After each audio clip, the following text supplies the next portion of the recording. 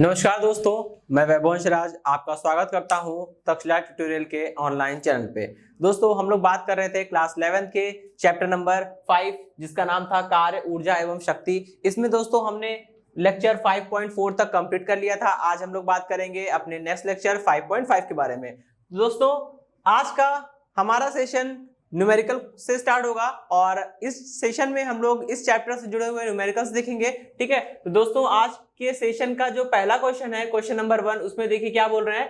किसी पिंड पर नियत बल लगाकर उसे किसी निर्देशांक प्रणाली के अनुसार जेड अक्ष की दिशा में गति कराने के लिए बाध्य किया जाता है। ठीक है, सपोज करिए कोई पिंड है, उस पे कोई एक बल लग रहा है और बल जिस दिशा में लगेगा डेफिनेटली वस्तु गति भी उसी दिशा में करेगी। ठीक है, चलिए जो इस प्रकार है, बल का मान दे दिया गया आपको। ठीक है, बल एक वेक्टर फॉर्म में दिया है दोस्तों, तो थोड़ा सा ध्यान रखिएगा इस चीज का। यहाँ पे देखिए i cap minus i cap plus 2j cap plus 3k cap और यहाँ n लिखा है, मतलब ये न्यूटन, ये उसका मात्रक है। भाई बल है तो उसका मात्रक होगा ही होगा। ठीक है, डेफिनेटली। अब देखिए जहां आई कैप, जे कैप तथा के कैप क्रमशः एक्स, वाई एवं जेड अक्ष के अनुदिश एकांक सदिश है। ठीक है, एक्स अक्ष की दिशा में आई कैप, वाई की दिशा में जे कैप और जेड की दिशा में के कैप, ये एकांक सदिश है। ठीक है भाई, वस्तु को जेड अक्ष के अनुदिश 4 किलोमीटर की दूरी तक विस्थापित करने में आरोपित बल द्वारा किया गया कार्य निकालना है। ठीक है दोस्तों, बहुत ही इजी क्वेश्चन है। आप जानते हैं कि बल द्वारा किया गया कार्य कितना होगा। ठीक है, बल द्वारा किया गया कार्य W इज इक्वल टू कितना होता है दोस्तों, F डॉट D। ठीक है, यानी बल इंटू विस्थापन। ठीक है दोस्तों, अब देखिए आपको बल तो दिया हुआ है, बड़ी आसानी से आप F की जगह पे minus i cap plus 2j cap plus 3k cap रख देंगे। बट डिस्प्लेसमेंट का आप क्या करेंगे, डिस्प्लेसमेंट आपको दिया नहीं है, मतलब डिस्प्लेसमेंट आपको दिया तो है वैसे 4 किलोमीटर, लेकिन आपको वेक्टर फॉर्म में नहीं दिया, तो कोई बात नहीं, हम खुद से वेक्टर फॉर्म में बना लेंगे। कैसे, समझिएगा इस चीज को। ठीक है, क्या बोल रहे हैं, इसको पढ़िए। वस्तु को जेड अक्ष की दिशा में, मतलब जेड अक्ष के अनुदिश, तो दोस्तों यानी वस्तु को हम लोग केवल शिफ्ट कर रहे हैं, वस्तु को गति करा रहे हैं केवल जेड अक्ष की दिशा में। ठीक है, आपने पढ़ा होगा। ठीक है, कोऑर्डिनेट सिस्टम मैंने आपको बताया था चैप्टर नंबर 2 में। दोस्तों ये राइट हैंडेड सिस्टम लेना होता है हमें, इसलिए हमने इसको यहाँ पे x, ये y और ये z लिया है। ठीक है, ओके। अब देखिएगा इसमें जेड अक्ष की दिशा में वस्तु को विस्थापित कर रहे हैं, तो 4 किलोमीटर विस्थापित किया, इसका मतलब वस्तु का विस्थापन कितना हो जाएगा, वस्तु का विस्थापन vector d is equal to, पहले तो 4 किलोमीटर से विस्थापन हुआ है इसलिए यहाँ पे लिखेंगे 4 किलोमीटर। ठीक है, और ध्यान रखेंगे कि MKS में मान लेना होता है, तो 4 किलोमीटर को मीटर में बदलेंगे। ठीक है, 4 किलोमीटर को मीटर में बदलेंगे तो कितना हो जाएगा, ये हो जाएगा 4000। और यहाँ पे जेड की दिशा में एकांक सदिश क्या होता है, जेड की दिशा में एकांक सदिश होता है k कैप। ठीक है, तो दोनों की वैल्यू मिल गई। अब यहाँ रख दीजिए W इज इक्वल टू कितना हो जाएगा, F की जगह रखेंगे minus i cap plus 2j cap plus 3k cap. Okay, dot कितना हो जाएगा। अब देखिए इसमें आई कैप जे कैप नहीं है, तो क्या कर सकते हैं, हम इसको ऐसे लिख सकते हैं 0 इंटू आई कैप प्लस 0 इंटू जे कैप प्लस 4000 इंटू के कैप। ठीक है, तो यहां रख दीजिए 4000 इंटू के कैप। ठीक है, अब इसको जरा सॉल्व कर लेते हैं। ठीक, कितना हो जाएगा, देखिए 0 इंटू ना 4000 के कैप को हम लोग इस तरह से लिख सकते हैं। अब देखिए डॉट में क्या होता है दोस्तों, मैंने आपको शॉर्टकट तरीका बताया था, अगर दो वेक्टर का डॉट करना हो तो सेम टाइप के यूनिट वेक्टर के कोफिशिएंट्स को गुणा करते हैं। ठीक है, यहाँ आई कैप का गुणांक कितना है, -1, लेकिन यहाँ आई कैप है ही नहीं, मतलब आई कैप का गुणांक कितना है, 0, तो 0 का मल्टीप्लाई करेंगे -1 से, कितना आ जाएगा, 0 आ जाएगा। तो 0 आई कैप को लिखने का कोई मतलब नहीं है। इसी तरह से यहाँ पे देखिए जे कैप का गुणांक कितना है, 2, और इधर जे कैप का गुणांक कितना है, इधर जे कैप का गुणांक है 0, तो 2 का मल्टीप्लाई करेंगे 0 से, कितना आएगा, 0 आएगा। तो 0 इंटू जे कैप लिखने का भी कोई मतलब नहीं है। ठीक है, और देखिए यहाँ पे k का गुणांक क्या है, 3, यहाँ पे k का गुणांक क्या है, 0 नहीं है, 4000 है, तो 3 का मल्टीप्लाई 4000 से होगा, कितना आ जाएगा, ये आ जाएगा 12000। ठीक है, तो 12000 और कार्य है तो मात्रा कितना हो जाएगा दोस्तों,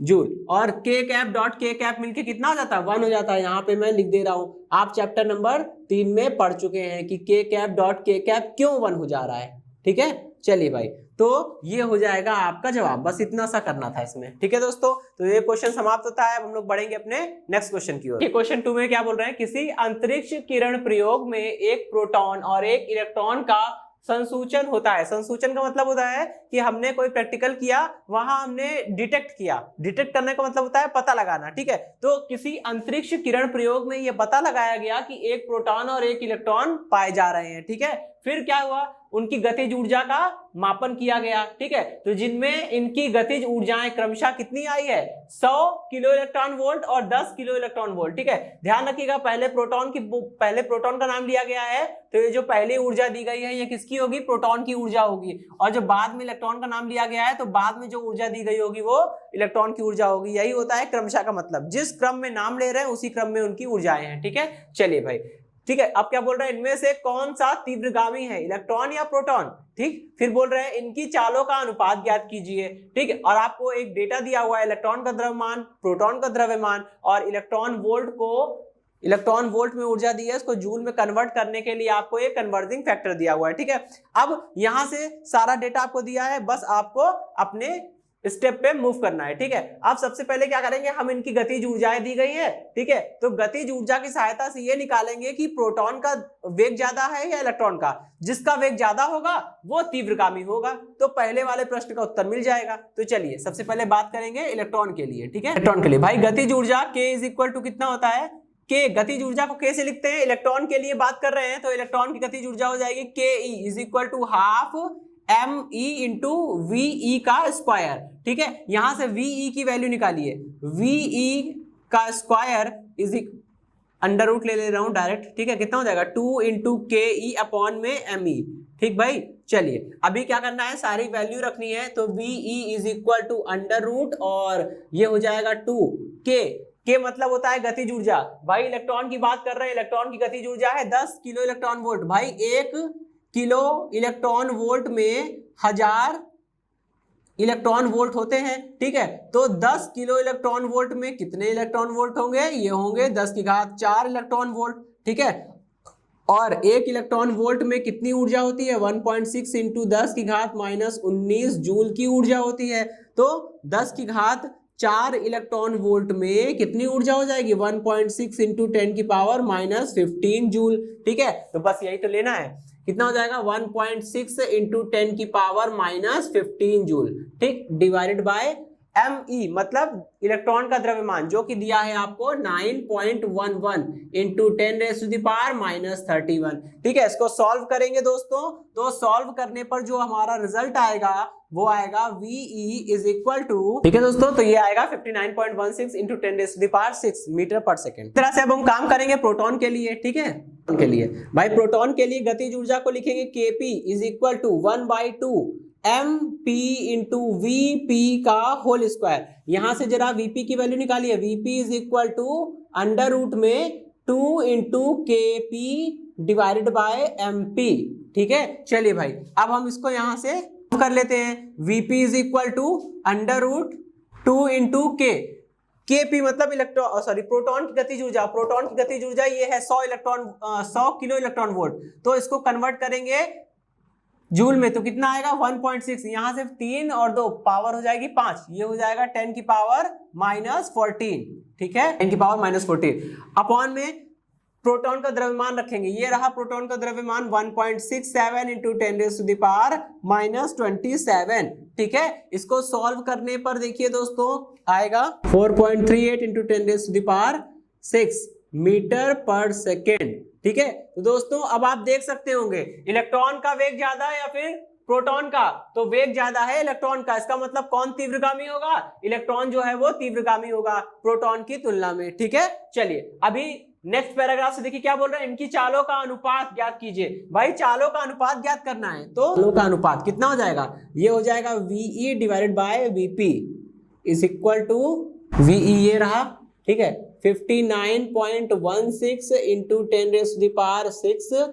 अपॉन में वीपी कितना है 4.38 इंटू 10⁻6, ठीक है। इसको सॉल्व कर लीजिए, कितना हो जाएगा, ये हो जाएगा वीई अपॉन में वीपी इज इक्वल टू 10.51, ठीक है। आंसर आएगा दोस्तों, ये पूरा कंप्लीट सोल्यूशन हो गया। यहाँ पे हम बोल सकते हैं ये वीपी और वीई का मान देके कोई भी बता देगा कि कौन तेज चल रहा है, इलेक्ट्रॉन तेज भाग रहा है मतलब इलेक्ट्रॉन तीव्रगामी है, दोनों का अनुपात निकाल लिया, वेग का अनुपात ये पता चल गया। ठीक है दोस्तों, अब हम लोग बढ़ेंगे अपने नेक्स्ट क्वेश्चन की ओर। ठीक दोस्तों, अब हमारा नेक्स्ट क्वेश्चन जो है उस पर बात करते हैं। किसी भवन के भूतल पर लगा कोई पंप 30 मीटर क्यूब आयतन की पानी की टंकी को 15 मिनट में भर देता है। ठीक है, यदि टंकी पृथ्वी तल से 40 मीटर ऊपर हो और पंप की दक्षता 30% हो तो पंप द्वारा कितनी विद्युत शक्ति का उपयोग किया गया। तो दोस्तों ये क्वेश्चन हमें बताना है। ठीक है, देखिए इसकी शुरुआत कहां से करेंगे। सबसे पहले तो ये निकालेंगे कि पंप नीचे से पानी को खींचकर ऊपर छत पे या क्या बोलते हैं 40 मीटर ऊपर जहां भी टंकी रखी होगी वहां तक पहुंचाने में कितना कार्य करेगा। सबसे पहले तो हम ये निकालेंगे। ठीक है, तो लिखेंगे पंप द्वारा टंकी को भरने में किया गया कार्य। ठीक है, इससे पहले यहां पे हमें निकालना पड़ेगा कि टंकी में समाहित द्रव का द्रव्यमान। ठीक है, टंकी में समाहित द्रव का द्रव्यमान कितना हो जाएगा। द्रव्यमान इज इक्वल टू कितना होता है, द्रव का द्रव्यमान निकालना है, यानी द्रव का आयतन इंटू द्रव का घनत्व। ठीक है, द्रव का आयतन इंटू द्रव का घनत्व। तो द्रव का द्रव्यमान m इज इक्वल टू कितना आ जाएगा, m इज इक्वल टू आ जाएगा आयतन कितना है दोस्तों, आयतन है आपको दिया गया है 30 मीटर क्यूब। ये ऑलरेडी एमकेएस में है तो चेंज करने की कोई आवश्यकता नहीं है। ठीक है, लेकिन द्रव का घनत्व एमकेएस में होता है 1000, दैट इज 10⁻³ अब इसको कैलकुलेट कर लेंगे और जो आ जाएगा वो कितना हो जाएगा, वो हो जाएगा 3 × 10⁴ और ये जवाब आ जाएगा केजी में। ठीक है, क्योंकि एमकेएस लेके चल रहे हैं तो द्रव्यमान का एमकेएस मात्रक आएगा और द्रव्यमान का एमकेएस मात्रक कितना होता है दोस्तों, केजी। ठीक है भाई, इतनी बात समझ में आ गई ना। चलिए अब हम लोग आगे बढ़ते हैं। देखिए द्रव का द्रव्यमान निकाल लिया, अब हम निकालेंगे कि पंप द्वारा जल को पृथ्वी से टंकी तक पहुंचाने में कितना कार्य किया जा रहा है। ठीक है, तो कार्य बराबर कितना होता है, कार्य बराबर होता है बल गुणे विस्थापन, यही होता है ना। चलिए अभी समझिएगा, मान लीजिए भूतल है और यहाँ पे आपकी टंकी रखी है। ठीक, और ये दूरी कितनी है, ये दूरी आपको बोल दिया गया है, ये दूरी है 40 मीटर्स। ठीक है, अच्छा पंप क्या करेगा, यहां से उठा के पानी को 40 मीटर ऊंचाई पर ले जाएगा, वहां पे टंकी रखी होगी उसमें भरेगा। ठीक, अच्छा अब ये देखिए कि टंकी में समाहित द्रव का द्रव्यमान अगर m है, टंकी में समाहित द्रव का द्रव्यमान अगर m है तो उसी द्रव का भार कितना हो जाएगा, mg। ठीक है, और ये भार जो होता है mg वो क्या होता है, हमेशा नीचे की ओर कार्य करता है। अगर पंप को द्रव को उठाकर ऊपर ले जाना है, mg भार के द्रव को उठाकर ऊपर ले जाना है तो इतना ही बल पंप को लगाना पड़ेगा पानी के ऊपर। ठीक है, तो पंप के द्वारा पानी पर लगाया गया बल कितना हो जाएगा, mg हो जाएगा। और पंप ने पानी को कितनी दूरी तक विस्थापित किया, 40 मीटर दूर ले जाकर टंकी में भरा, तो विस्थापन कितना हो जाएगा, h हो जाएगा, यानी किया गया कार्य कितना हो जाएगा, mgh। तो इसी चीज को हम यहाँ पे लिखने जा रहे हैं कि पंप द्वारा टंकी को भरने में किया गया कार्य कितना हो जाएगा, ये हो जाएगा m × g × h। ठीक है, चलिए अब इसको कैलकुलेट कर लेते हैं। m का मान कितना निकल के आया, 3 × 10⁴, g का मान कितना निकल के आया, 9.8। ठीक है, और h का मान कितना है, h का मान है 40। ठीक, चलिए अब इसको कैलकुलेट कर लिया जाए। तो इसको कैलकुलेट करते हैं। देखिए पहले तो इसको कैलकुलेट करेंगे, ये आ जाएगा L और 120 आएगा, 0 इसमें दे रहे हैं तो ये हो जाएगा 10⁵। ठीक है, और इंटू में 9.8 बना रहेगा। अब क्या करेंगे, इसको मल्टीप्लाई कर लेते हैं, तो 12 × 9.8 मल्टीप्लाई करते हैं। पहले 8 दूनी 16, यहाँ एक हाथ से लगेगा, 8 × 8 = 9। ठीक है, फिर उसके बाद 9 दूनी 18, एक हाथ से लगेगा, 9 × 1 = 9, 2 9 1 10। ठीक है, अब इसके बाद यहाँ पे इसको जोड़ लेते हैं, कितना हो जाएगा, ये हो जाएगा। ठीक, तो W इज इक्वल टू कितना निकल के आया, W इज इक्वल टू निकल के आया 1176। ठीक है, और ये हो गया इंटू में पावर भी है। ठीक है, और यहाँ पे एक डेसिमल होगा 117.6 × 10⁵ और ये जूल। ठीक है, चलिए भाई अब इसको बंद करते हैं, यहीं पे हम लोग आगे बढ़ते हैं। तो इतना पता चल गया दोस्तों कि टंकी को भरने में पंप इतना कार्य करेगा। ठीक है, पंप इतना कार्य करेगा मतलब इतनी।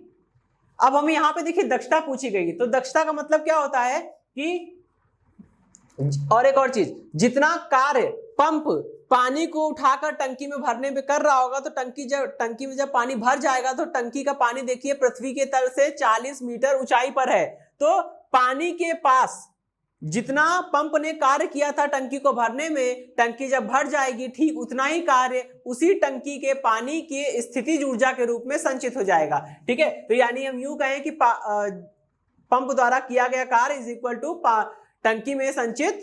टंकी के पानी में संचित स्थितिज ऊर्जा। ठीक है, अब हम बात करेंगे दक्षता की। ठीक है, तो लिखेंगे पंप की दक्षता इज इक्वल टू, इसका फॉर्मूला होता है, दक्षता का मतलब होता है कितना आउटपुट मिल रहा है अपॉन में कितना इनपुट हम दे रहे हैं। ठीक है, तो कितनी पावर हमने दी है। और एक और चीज यहाँ पे, सॉरी एक चीज हमें और निकालनी चाहिए। देखिए यहाँ पे ये तो हमें कार्य पता चल गया ना, अब हमें ये निकालना है कि पंप की शक्ति क्या है। ठीक है, पंप की शक्ति क्या है, कैसे निकालेंगे। पंप की शक्ति निकालनी है तो पंप के द्वारा किया गया कार्य बटे कार्य को करने में लगा समय, वो भी निकाल लेते हैं। पंप की शक्ति यानी कि पी आउटपुट। ठीक है, पी आउटपुट कितना है, पी आउटपुट हो जाएगा W/T।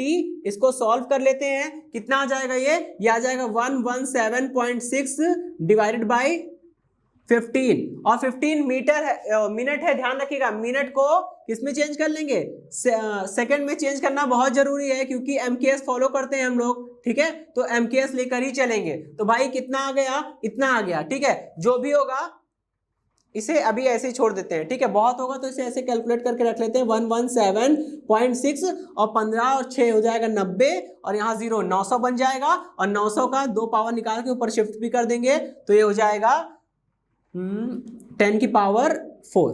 ठीक है, और पंप की शक्ति है तो ये हो जाएगा वाट। ठीक है भाई, चलिए अभी क्या कर सकते हैं अभी हम लिख सकते हैं P out is equal to इतना आएगा। ठीक है, अब हम निकालेंगे दक्षता। ठीक है, तो पंप की दक्षता का फॉर्मूला लगाएंगे।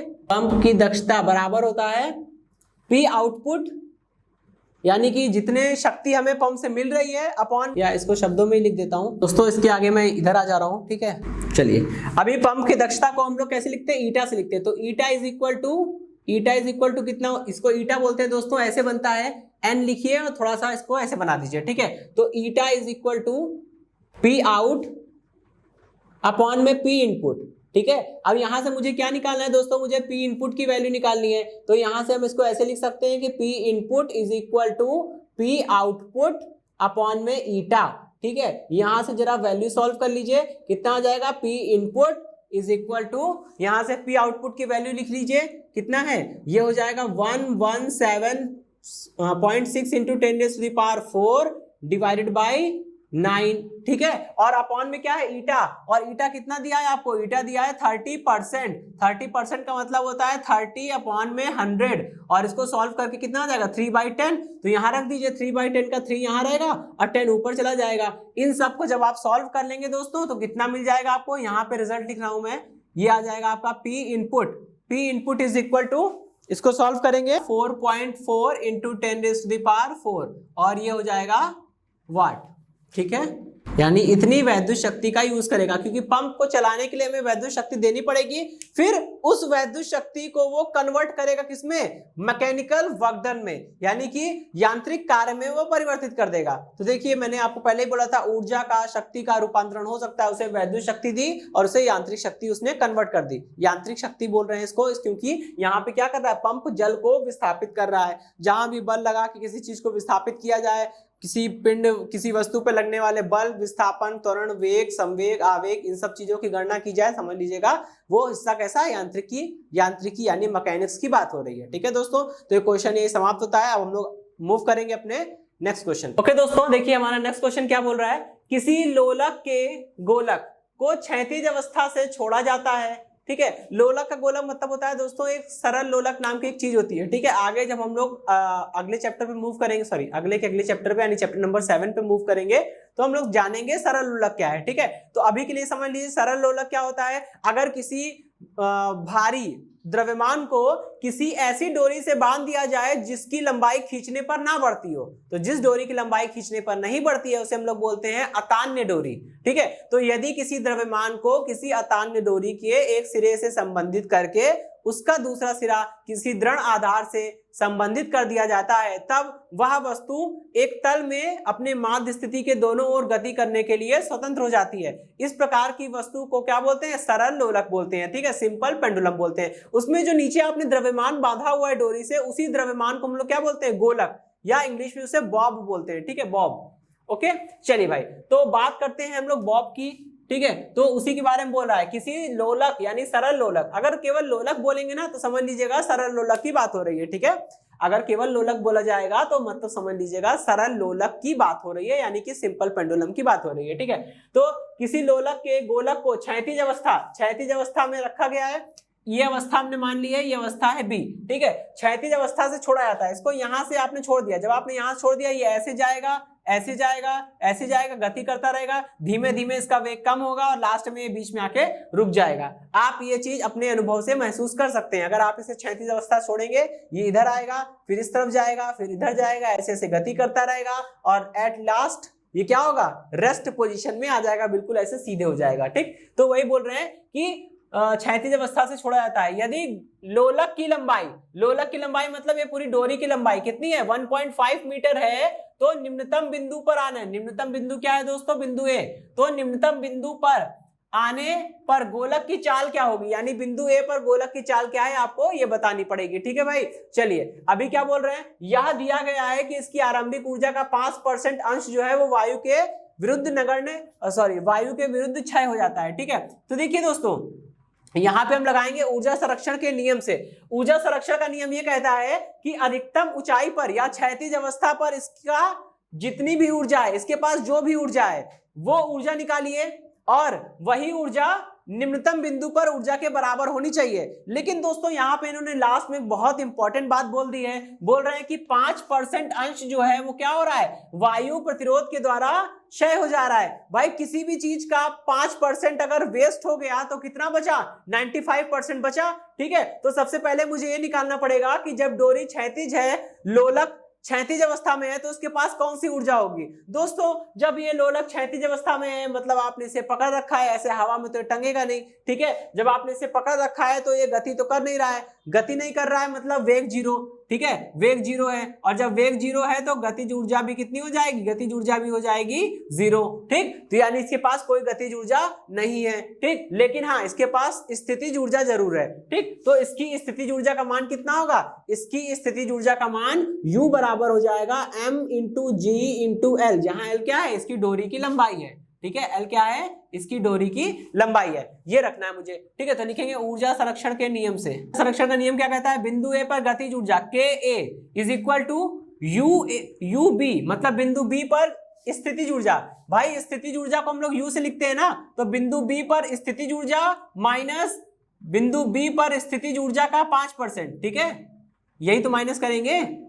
चलिए भाई अब इसको कैलकुलेट कर लेते हैं, ठीक है। कितना आएगा, ये आ जाएगा 95% ऑफ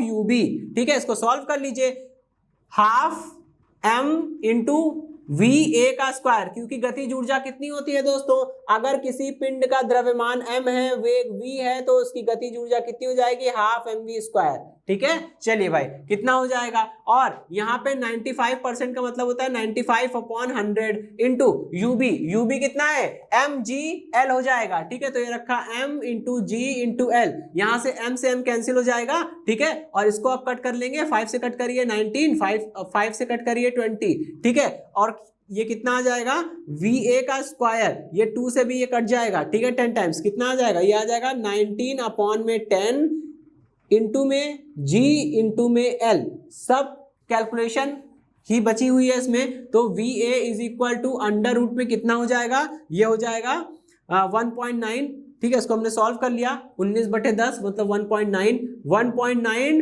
इंटू G कितना ले लेंगे 9.8 और L कितना है 1.5, सब MKS में है, बस इसको कैलकुलेट करके इसका जवाब निकाल लेंगे।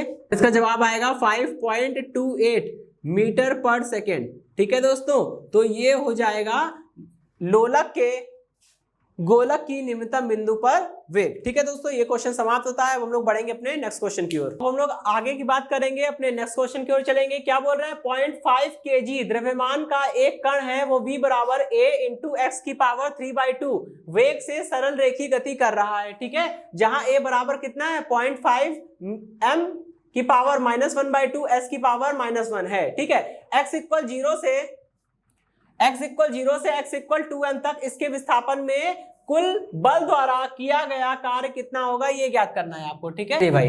अब सबसे पहले कार्य निकालने के लिए हमें क्या चाहिए होगा, कार्य निकालने के लिए हमें बल चाहिए होगा, ठीक है। जरा इधर सोचिए, ठीक है, कार्य निकालने के लिए हमें क्या चाहिए होगा, बल चाहिए होगा और विस्थापन चाहिए होगा, दोनों का मल्टीप्लाई करेंगे। विस्थापन की तो कोई दिक्कत नहीं है, विस्थापन तो समझ लेंगे, मिल जाएगा, लेकिन बल कैसे मिलेगा, बल को निकालने के लिए बल इंटू त्वरण चाहिए, ठीक है। और यहाँ स्मॉल ए एक कांस्टेंट पहले से मौजूद है, अगर मैं त्वरण को स्मॉल ए से लिखूंगा तो आप कंफ्यूज हो जाएंगे, तो मैं त्वरण को कैपिटल ए से लिख रहा हूं, ठीक है। तो सबसे पहले क्या करेंगे, कैपिटल ए का जुगाड़ करिए, ठीक है। लिखेंगे कण का त्वरण, कण का त्वरण। दोस्तों मैं कण के त्वरण को जानबूझकर कैपिटल ए लिख रहा हूं, क्योंकि स्मॉल ए लिखूंगा तो ये स्मॉल ए कांस्टेंट है और त्वरण भी स्मॉल ए हो जाएगा, तो दोनों में कंफ्यूज होंगे आप, ठीक है। इसलिए मैं जानबूझकर त्वरण को कैपिटल ए लिख रहा हूं, क्योंकि यहाँ पे कांस्टेंट पहले से मौजूद है जो स्मॉल ए है, ताकि कंफ्यूजन ना हो, इसलिए ऐसा कर रहे हैं, ठीक है।